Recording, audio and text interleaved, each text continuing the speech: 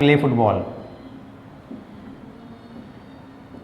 अगर हिंदी में इसकी आप डेफिनेशन बोलते हो तो क्या होती है कि शब्दों का वह समूह जिसका कोई ना कोई अर्थ निकल करके आता है वही सेंटेंस कहलाता है। जैसे यहाँ पर देखिए आप, आई प्ले फुटबॉल, इसके अंदर 3 वर्ड है।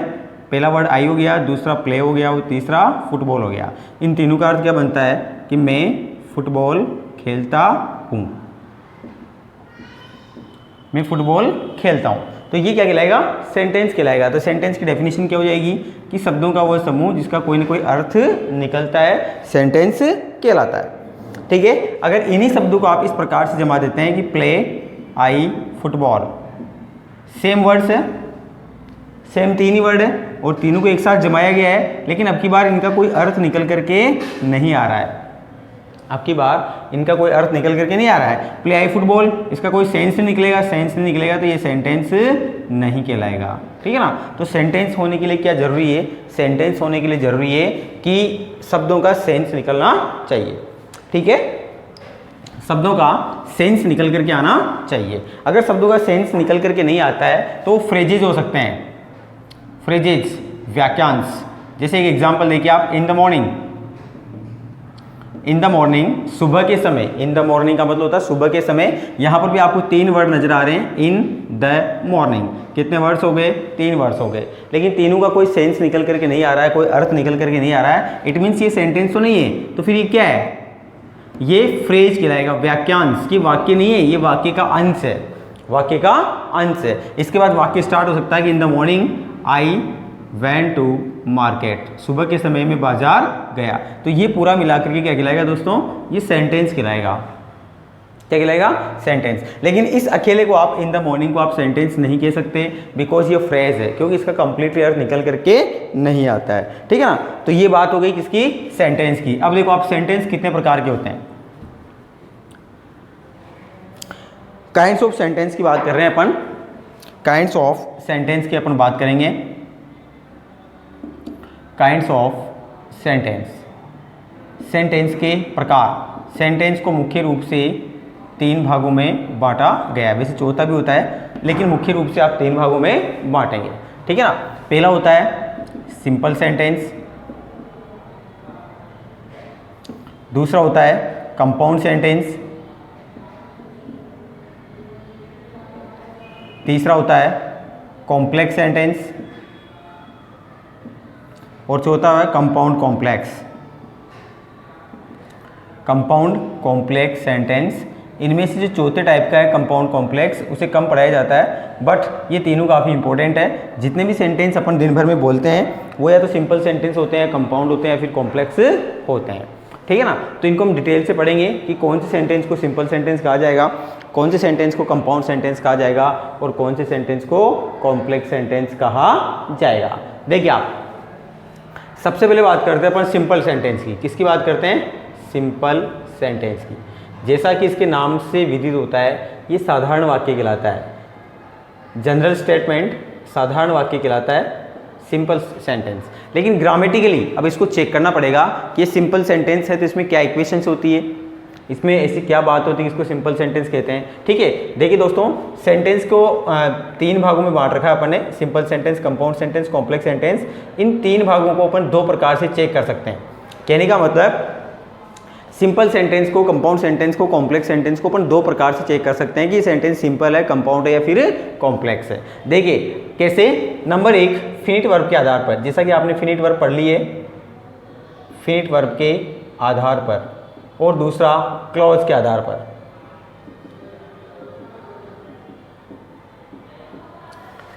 सिंपल सेंटेंस, कंपाउंड सेंटेंस और कॉम्प्लेक्स सेंटेंस तीनों को ही हम इन 2 के ऊपर परख के देख सकते हैं। किस किस के ऊपर?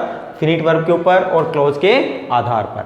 ठीक है ना। तो पहले बात करेंगे अपन फिनिट वर्ब के आधार पर सेंटेंस। पहला जो हमारा टॉपिक हो जाएगा वो कौन सा हो जाएगा?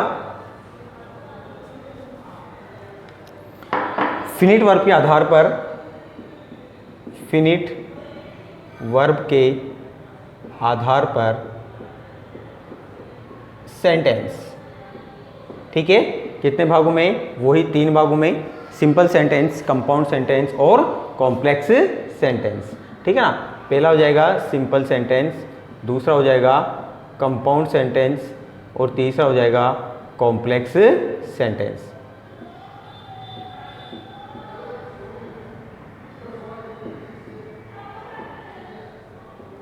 सिंपल सेंटेंस, कंपाउंड सेंटेंस और कॉम्प्लेक्स सेंटेंस। फिनिट वर्ब के आधार पर सेंटेंस को कितने भागों में बांटेंगे अपन? 3 भागों में, सिंपल सेंटेंस, कंपाउंड सेंटेंस और कॉम्प्लेक्स सेंटेंस। देखिए दोस्तों, अब इन तीनों को चेक करने से पहले एक बार हम वापस फिनिट वर्ब पर नजर डालते हैं, जो कि हम वी हैव ऑलरेडी रीड, हमने पहले से पढ़ लिया इसको। फिनिट वर्ब कौन सी होती है? वह क्रिया जिसके ऊपर उसके सब्जेक्ट के नंबर व पर्सन का प्रभाव पड़ता है। ठीक है, उसी को अपन ने फिनिट वर्ब कहा था। और उसके बाद फिनिट वर्ब को अपन ने 3 भागों में बांटा था। कौन कौन सी थी? जिरंड, इन्फिनिटिव और पार्टिसिपल, ये हम पढ़ चुके हैं। ठीक है ना। तो फिनिट वर्ब कौन सी होती है? जिसके ऊपर उसके सब्जेक्ट के नंबर और पर्सन का प्रभाव पड़ता है। और नॉन फिनिट कौन सी होती है? जिसके ऊपर प्रभाव नहीं पड़ता है। वो डिटेल में अपन ने पहले पढ़ लिया था। अब देखिए आप, सिंपल सेंटेंस क्या होता है? वह सेंटेंस जिसके अंदर एक फिनिट वर्ब हो। सिंपल सेंटेंस होता है फिनिट वर्ब की संख्या 1 होनी चाहिए। फिनिट वर्ब 1 हो। कितनी हो? 1। कहने का मतलब एक फिनिट वर्ब का होना जरूरी है किसके अंदर? सिंपल सेंटेंस के अंदर। तो सिंपल सेंटेंस वही कहलाएगा जिसके अंदर एक फिनिट वर्ब का होना आवश्यक हो या फिर एक फिनिट उपस्थित हो। एग्जाम्पल से देखिए आप इसको, आई प्ले फुटबॉल डेली। ठीक है ना। अब इस सेंटेंस को अगर आप ध्यान से देखोगे तो आई क्या हो गया यहाँ पर? सब्जेक्ट हो गया। प्ले क्या हो गई यहाँ पर? वर्ब हो गई। फुटबॉल क्या हो गया यहाँ पर? ऑब्जेक्ट हो गया। और डेली क्या हो गया यहाँ पर? एडवर्ब हो गया। अब इस सेंटेंस को अगर आप ध्यान से देखते हैं तो इस सेंटेंस के अंदर आपको एक क्रिया नजर आती है। कौन सी? प्ले नजर आती है। ये प्ले कौन सी क्रिया है? फाइनिट है या नॉन फाइनिट है? मैंने आपको बताया था जिस क्रिया के ऊपर उसके सब्जेक्ट के नंबर और पर्सन का प्रभाव पड़ता है वो कौन सी कहलाती है? फिनिट कहलाती है। या फिर सब्जेक्ट के तुरंत बाद आने वाली। एक और पहचान करने का तरीका मैंने आपको बताया था कि सब्जेक्ट के तुरंत बाद आने वाली जो क्रिया होती है वही कौन सी कहलाती है? फिनिट वर्ब कहलाती है। तो यहाँ पर सब्जेक्ट के तुरंत बाद क्या आ रही है? प्ले आ रही है। तो प्ले कौन सी कहलाएगी? फिनिट कहलाएगी। ठीक है ना। इस सेंटेंस के अंदर नॉन फिनिट मौजूद नहीं है। ठीक है, लेकिन ये सिंपल सेंटेंस है क्योंकि सिंपल सेंटेंस की शर्तों को पूरा कर रहा है। ठीक है, पहली चीज़ तो आपको ये चेक करना पड़ेगा कि सेंटेंस है कि नहीं। ये उसके बाद की बात है। ये सिंपल सेंटेंस है, कंपाउंड सेंटेंस है या फिर कॉम्प्लेक्स सेंटेंस है। देखिए आप, आई प्ले फुटबॉल डेली, मैं रोज फुटबॉल खेलता हूँ। ठीक है ना। ये सेंटेंस है क्योंकि इसका कंप्लीट अर्थ बन रहा है कि मैं रोज फुटबॉल खेलता हूँ। अगर आप किसी व्यक्ति से बातचीत करते हैं और उसको बताते हैं कि मैं रोज़ फुटबॉल खेलता हूँ तो वो आसानी से आपकी बात को समझ जाएगा। मतलब आपने पूरा कंप्लीट सेंटेंस बोला है, तभी तो आपकी बात को समझेगा। जैसे अगर आप केवल ये छोड़ देते कि मैं रोज़ फुटबॉल, तो ये सेंटेंस कंप्लीट नहीं माना जाएगा। क्यों? आप रोज़ फुटबॉल खेलते हैं या रोज़ फुटबॉल को खरीदते हैं या रोज़ फुटबॉल को आप बेचते हैं या रोज़ फुटबॉल आप फेंकते हैं, है ना, कुछ भी हो सकता है। तो जब तक कंप्लीट क्रिया साथ में नहीं आएगी वो सेंटेंस नहीं कहलाएगा। ठीक है, तो देखो आप, ये सेंटेंस है। पहली चीज़ तो इसको चेक किया आपने कि ये सेंटेंस है। अब सेंटेंस होने के बाद आपके पास 3 रास्ते खुल गए। कितने रास्ते खुल गए? 3। कि ये सिंपल सेंटेंस है, कंपाउंड है, फिर कॉम्प्लेक्स है। तीनों को चेक करना ही पड़ेगा आपको कि ये सिंपल है या फिर कंपाउंड है या फिर कॉम्प्लेक्स है। ठीक है ना। तो किसके आधार पर चेक कर रहे हैं अपन? फिनिट वर्ब के आधार पर चेक कर रहे हैं। देखो आप, अब इस क्रिया के अंदर फिनिट वर्ब की उपस्थिति है और कितनी फिनिट वर्ब है? एक फिनिट वर्ब इसके अंदर मौजूद है। तो ये सेंटेंस कौन सा कहलाएगा? ये सेंटेंस सिंपल सेंटेंस कहलाएगा। क्यों? इसके अंदर फिनिट वर्ब की उपस्थिति है। अब एक सेंटेंस और देखिए आप, इसी सेंटेंस को अपन इस प्रकार से लिख दें कि I want to play football, मैं फुटबॉल खेलना चाहता हूँ। इसके अंदर वांट क्रिया हो गई, एक क्रिया टू प्ले हो गई। आपको अच्छे से पढ़ा दिया मैंने। फिर वांट क्रिया कौन सी कहलाएगी? फिनिट। और टू प्ले कौन सी कहलाएगी? Non finite. दोनों को अगर आप ध्यान से देखेंगे तो I want to play football, ये फिनिट हो गई और ये नॉन फिनिट हो गई। ठीक है ना। क्या ये सेंटेंस है? बिल्कुल सेंटेंस है। I want to play football, इसका कंप्लीट सेंस निकल करके आ रहा है कि मैं रोज़ फुटबॉल खेलता हूँ। आई वांट टू प्ले मैं फुटबॉल खेलना चाहता हूँ, ये इसका सेंस निकल कर ही आ रहा है। सेंस निकल गया। इसके बाद आपको ये चेक करना है कि इसके अंदर क्रियाएं कितनी हैं। तो इसके अगर आप क्रियाओं को चेक करेंगे तो क्रियाएं कितनी इसके अंदर? 2 क्रियाएं। कौन कौन सी है? एक वांट हो गई और एक प्ले हो गई। अब इन दोनों क्रियाओं में से फिनिट कितनी और नॉन फिनिट कितनी है? तो देखो आप, फिनिट एक है और नॉन फिनिट भी एक है, लेकिन आपको नॉन फिनिट से मतलब नहीं है। नॉन फिनिट चाहे एक हो, चाहे दो हो, चाहे तीन हो, चार हो, कितनी भी हो, लेकिन फिनिट वर्ब का, एक फिनिट वर्ब का होना जरूरी है। ठीक है, तो इसके अंदर एक फिनिट वर्ब की उपस्थिति है, तो ये सेंटेंस कौन सा कहलाएगा? ये सेंटेंस कहलाएगा सिंपल सेंटेंस। कौन सा कहलाएगा? ये सिंपल सेंटेंस। बात समझ में आई आपके? अब बात करते हैं अपन किसकी? कंपाउंड सेंटेंस की। किसकी बात करते हैं? कंपाउंड सेंटेंस की। लेकिन दोस्तों एक चीज ध्यान रखना आप, अगर एक ही सब्जेक्ट के द्वारा क्रियाएं, दो क्रियाएं की जाती है, एक ही सब्जेक्ट के द्वारा दो क्रियाएं की जाती है, तो वो सेंटेंस सिंपल सेंटेंस कहलाता है। बहुत सी बार अपन ऐसे भी लिखते हैं कि I want to go and play football. मैं जाना चाहता हूं और फुटबॉल खेलना चाहता हूं। बहुत सी बार बच्चे कंफ्यूज जाते हैं कि सर यहाँ पर क्रियाएं तीन हो रही है, एक वांट हो गई, एक गो हो गई और एक प्ले हो गई। इनमें से वांट कौन सी हो गई? फिनिट हो गई। गो कौन सी हो गई? नॉन फिनिट हो गई। और प्ले वापस कौन सी हो गई? फिनिट। क्योंकि ये भी तो सब्जेक्ट के अकॉर्डिंग ही आ रही है, ये भी तो सब्जेक्ट के अकॉर्डिंग आ रही है, इसके ऊपर भी सब्जेक्ट का प्रभाव पड़ेगा। जैसे मान लीजिए यहाँ पर तो आई है, इसलिए प्रभाव नहीं पड़ रहा है, लेकिन मान लीजिए आपने यहाँ पर क्या कर दिया? सब्जेक्ट को बदल करके सब्जेक्ट का पर्सन चेंज कर दिया। ये आपका पर्सन चेंज हो गया, सब्जेक्ट का पर्सन किस में आ गया? अब थर्ड पर्सन के अंदर आ गया। तो सब्जेक्ट कौन हो गया यहाँ पर? ही हो गया। ही के साथ क्या आएगी यहाँ पर? Wants. He wants to go. इस क्रिया में कोई चेंज नहीं आना है, तो ये नॉन फिनिट है ही सही। एंड प्लेज, लेकिन वापस ये जो क्रिया आपने लिखी ना, इसके साथ क्या लग जाएगा? एस या ई एस, बिकॉज ये क्रिया भी सब्जेक्ट के ऊपर डिपेंड करती है, सब्जेक्ट के अकॉर्डिंग आ रही है। ठीक है ना, इसमें टेंस काम कर रहा है। He want to go and play football, तो अब आप क्या कहेंगे कि सर इसके अंदर तो फिनिट वर्ब दो है ना, जबकि नियम ये कहता है कि सिंपल सेंटेंस के अंदर एक फिनिट वर्ब का होना जरूरी है। तो सिंपल सेंटेंस के अंदर ये नहीं कहा गया आपको कि एक से अधिक फिनिट वर्ब नहीं हो सकती, बल्कि आपसे ये कहा गया है कि एक फिनिट वर्ब का होना जरूरी है। अगर एक फिनिट वर्ब नहीं होगी ना, एक भी अगर फिनिट वर्ब नहीं होगी, तो वो सेंटेंस नहीं कहलाएगा। ठीक है ना, तो यहाँ पर कितनी फिनिट वर्ब है? 1 एंड 2, और नॉन फिनिट कितनी है? 1। तो सेंटेंस कौन सा कहलाएगा? सिंपल सेंटेंस ही कहलाएगा, बिकॉज यहाँ पर जो सब्जेक्ट है ना वो एक ही है। दोनों क्रियाओं को करने वाला जो सब्जेक्ट है वो कौन है? वो एक ही है। इसलिए सेंटेंस को अपन क्या कहेंगे? Simple sentence. ठीक है, अब देखो आप, अगर सब्जेक्ट अलग अलग होते, इस क्रिया को करने वाला सब्जेक्ट ही होता और इस क्रिया को करने वाला सब्जेक्ट कोई दूसरा होता, और फिर बीच में अगर कंजक्शंस आता, तो फिर उस सेंटेंस को अपन कंपाउंड सेंटेंस कहते हैं, है ना। बात करते हैं अपन कंपाउंड सेंटेंस की। बात करते हैं अपन कंपाउंड सेंटेंस की। ठीक है, देख लीजिए आप कंपाउंड सेंटेंस। ठीक है, अगर फिनिट वर्ब के आधार पर चेक करते हैं, तो फिनिट वर्ब के आधार पर अगर इसको चेक करते हैं, एक इसको किसके आधार पर चेक किया जा सकता है? क्लोज के आधार पे। क्लोज के आधार पर चेक अपन कल करेंगे इसको, आज इसको चेक कर रहे हैं अपन किसके आधार पर? फिनिट वर्ब के आधार पर। देखो आप, कंपाउंड सेंटेंस के अंदर फिनिट वर्ब की संख्या 2 होना जरूरी है। ठीक है, फिनिट वर्ब कितनी होनी चाहिए? 2, लेकिन 2 सब्जेक्ट के साथ, with 2 subjects, 2 different subject, 2 different subject, 2 अलग अलग सब्जेक्ट के साथ 2 क्रियाओं का, 2 फिनिट वर्ब का होना जरूरी है। अगर 2 क्रियाएं लेकिन सब्जेक्ट उनको एक ही कर रहा है, एक ही सब्जेक्ट के द्वारा की जा रही है, तो वो तो सिंपल सेंटेंस ही कहलाएगा। ठीक है ना। कंपाउंड सेंटेंस होने के लिए क्या है कि फिनिट वर्ब का एक से अधिक होना जरूरी है और साथ में सब्जेक्ट का भी अलग अलग होना जरूरी है। ठीक है ना। तो देखिए आप, सब्जेक्ट क्या बनेगा? एक सेंटेंस देखिए आप, I was reading and he was writing.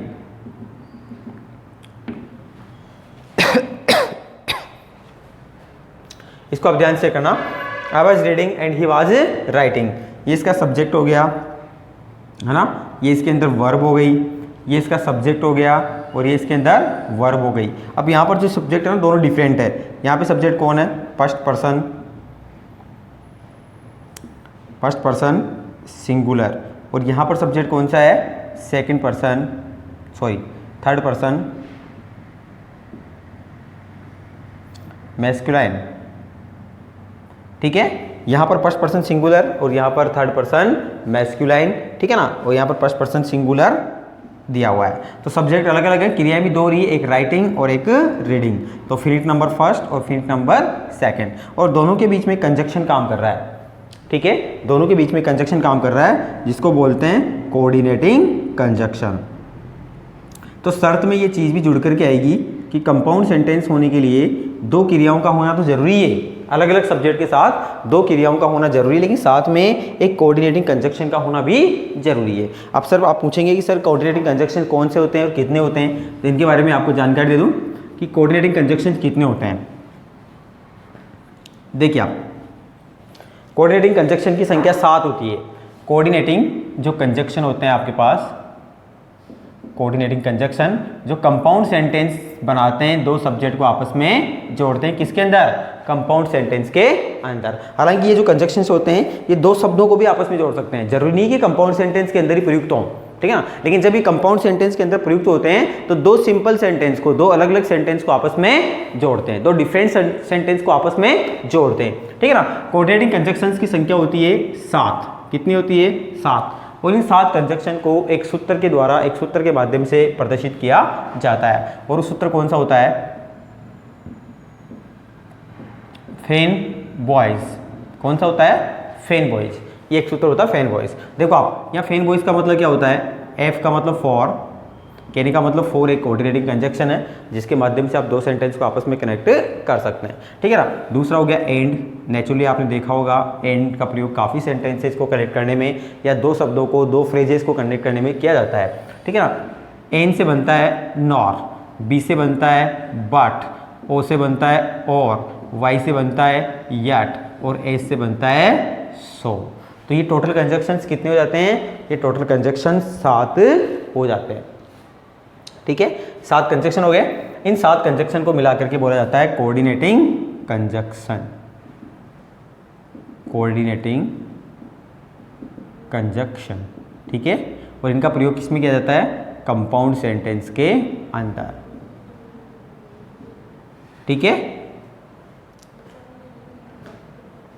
एक सेंटेंस और देखिए आप, Ram is a poor boy but he is not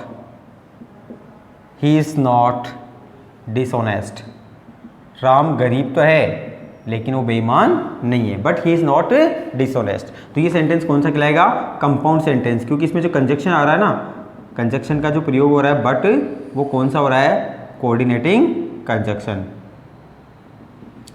coordinating, ठीक है, कोऑर्डिनेटिंग कंजक्शंस, ठीक है ना। और इसमें सब्जेक्ट कौन सा हो गया, राम, इसमें सब्जेक्ट कौन सा हो गया, ही। यहाँ पर फिनिट वर्ब कौन सी हो गई, इज, जो कि बी क्रिया है, तो ये होगी फिनिट फर्स्ट, और इज यहाँ पर जो कि बी क्रिया है ये होगी finite second.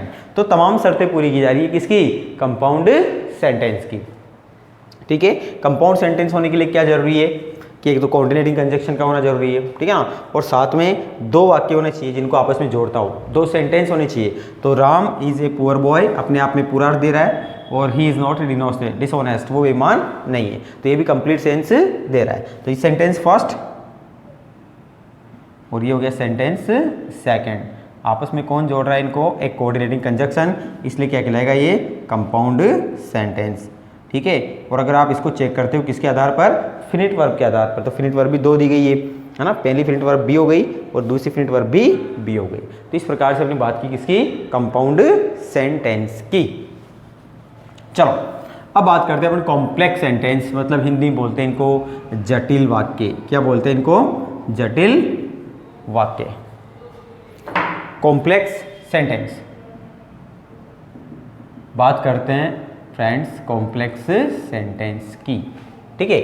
Complex sentence, complex sentence होने के लिए एक, जैसे कंपाउंड सेंटेंस होने के लिए कोऑर्डिनेटिंग कंजक्शन की आवश्यकता होती है, उसी प्रकार से कॉम्प्लेक्स सेंटेंस होने के लिए भी एक कंजक्शन की आवश्यकता होती है, और वो कंजक्शन होता है सुबॉर्डिनेटिंग कंजक्शन। जब तक सुबॉर्डिनेटिंग कंजक्शन नहीं होगा तब तक सेंटेंस कॉम्प्लेक्स में बदल ही नहीं सकता, ठीक है ना। तो सबसे इंपॉर्टेंट चीज़ जो आपको देखनी है, क्योंकि सेंटेंस तो इसमें भी 2 बनेंगे, इसमें 2 सेंटेंस बन सकते हैं, 2 से अधिक भी बन सकते हैं, ठीक है ना। लेकिन सबसे बड़ी उपस्थिति किसकी होनी चाहिए, सुबॉर्डिनेटिंग कंजक्शन की होनी चाहिए। अभी सुबॉर्डिनेटिंग कंजक्शंस कौन से होते हैं, ऑल द डब्ल्यूएच वर्ड, सारे के सारे जो डब्ल्यूएच वर्ड्स होते हैं वो सुबॉर्डिनेटिंग कंजक्शन ही कहलाते हैं, ठीक है ना। जिनके अंदर अपन शामिल कर सकते हैं किसको, who, whose, whom, which, that, ठीक है, ये हो गए। इसके अलावा वाई हो गया, वेहर हो गया, वेन हो गया, ये हो गए। इसके अलावा अनटिल, टिल, ठीक है, unless, if, even if, even though, even if होते ना सब, ठीक है, टिल अनटिल हो गए। और इसके अलावा भी देखो आप, जैसे एज हो गया, एज का काफ़ी यूज़ किया जाता है, बिकॉज हो गया, वाइल हो गया, ठीक है। तो ये जो कंजक्शंस कहलाते हैं, इसके अलावा भी कोई बहुत सारे, एज सून एज, जैसे एज सून एज, कोई भी वाक्य के बीच में अगर आपको ये कंजक्शंस नजर आते हैं तो डेफिनेटली वो जो सेंटेंस कहलाएगा वो कौन सा कहलाएगा, कॉम्प्लेक्स सेंटेंस कहलाएगा, ठीक है ना। अब देखो आप, एक वाक्य के माध्यम से मैं आपको एक्सप्रेस करता हूँ, एक वाक्य के माध्यम से मैं आपको समझा देता हूँ कि कॉम्प्लेक्स सेंटेंस क्या होता है। देखिए आप, मिस्टर मोहन